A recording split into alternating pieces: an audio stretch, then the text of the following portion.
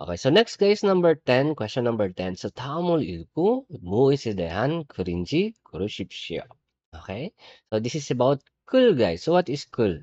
Cool is mga bagay na may kinalaman sa mga writings. It can be a sentence, a paragraph, uh, mga journals, basta mga writings yan guys.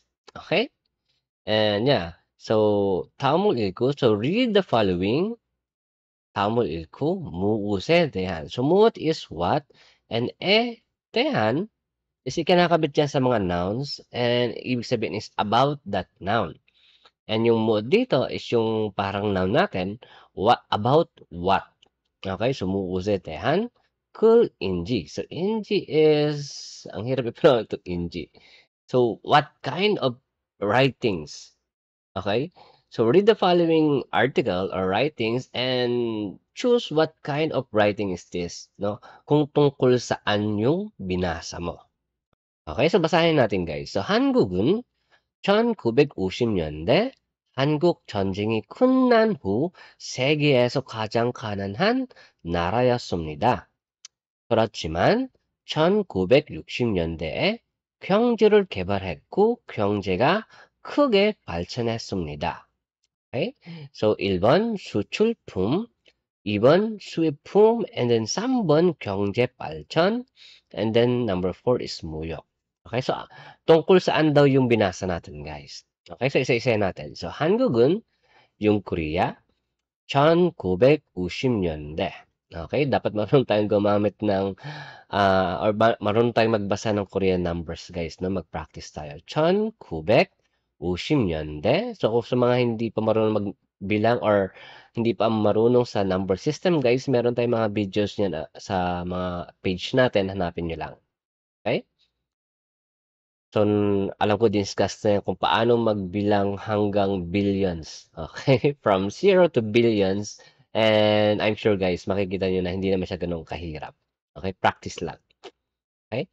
So, 1950년대. So, what is 년대? So, 년 guys is year. And usually guys, pag ginagamit yung 년 lang without de, ang tinutukoy is mga exact date or specific date. Pero pag sinabing 년대, sa English that is 1950s, no? About that 1950s, yung decade ng 1950s. Okay? And just like this one guys, 1960년대, okay? 1960s. Okay? Decade of 1960. So 한국 전쟁이, okay? Korean, what is 전쟁? 전쟁 is war. Okay? 끝난 후. Okay? So, anong ibig sabihin niyan? So, 끝나다, guys, is to be finished. Okay? So, itong ngayon dito, and then this who is a grammar, and pag ikinakabit natin yan sa mga verb, ang ibig sabihin is after that verb. Okay? So, usually, pag pinalagay natin sa mga action verbs, after eating, 먹은 후에, after studying, 공부한 후에, after, ano ba? Ano ba? After singing or after exercising, 운동한 후에. Okay? Who? 끝난 후, after the war, 세계에서. Okay, so what is 세계? 세계 is the world. Okay? 에서 is just a marker. 세계에서 가장 가난한 나라였습니다. So, 가장 is the most or pinaka 가난하다. Okay, galing yan yung kananhan, galing yan sa verb na kananhada.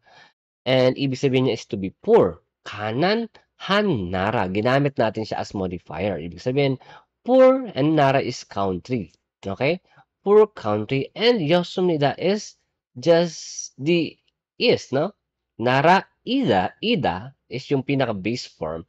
And then, pag i-convert mo siya sa past tense, yung nara, yung ida na yan, guys, nagiging yosumnida. Okay? Ibig sabihin, past tense.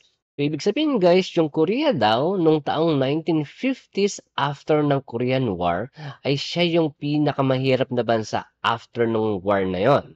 Okay? After the war, siya yung pinakamahirap na bansa sa buong mundo. Okay? 그렇지만, but or however. So, alam niyo ba yung gamit na yung 그렇지만? Okay? It's, pag ginamit mo yung 그렇지만, yung susunod na sentence ay medyo baliktad dun sa naunang statement. Okay? So, imagine mo yung unang sinabi is mahirap yung Korea, so expect mo na after ng Korochiman, ang Korea ay mayaman na. So, gano'n yung gamit ng Korochiman, okey? Parang magiging baliktad na yung meaning, okey?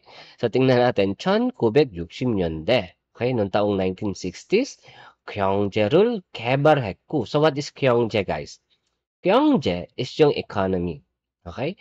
And 개발하다 ibig sabihin is development, okay? Kumbaga, dinevelop nila yung economy nila noong 1960s and 경제가, okay? As a result, yung economy nila 크게. So what is 크게? From 크다 is to be big and 크게 is the adverb form, okay?